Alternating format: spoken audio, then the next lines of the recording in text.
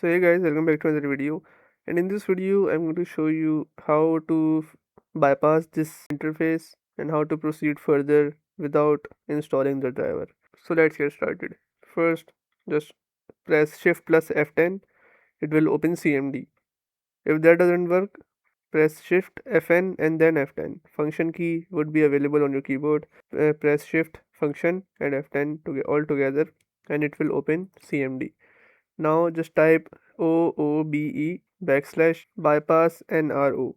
When you hit enter, it will restart your PC and will bring you back to this interface. Now as you can see, before we didn't have any option here, and now we have I don't have internet option. Just click on this and it will proceed you to further installation and setup. So yeah, this is how you can fix your problem, and if your problem still occurs, make sure to comment down below so we can bring a detailed guide on this video.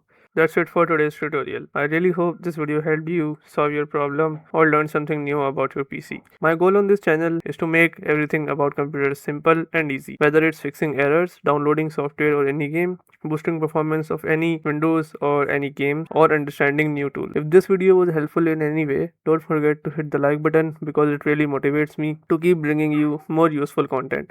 And if you're new here, make sure to subscribe and turn on the notification bell so you never miss any future tutorials, tips, and PC fixes. Also, if you're facing any issues or have any questions related to computers, Windows, software, or anything technical, drop them in the comments. I read all of your comments and I'll try my best to help you out. Thanks a lot for watching. Take care of your system, keep learning, and I'll see you in the next video. Thanks for watching.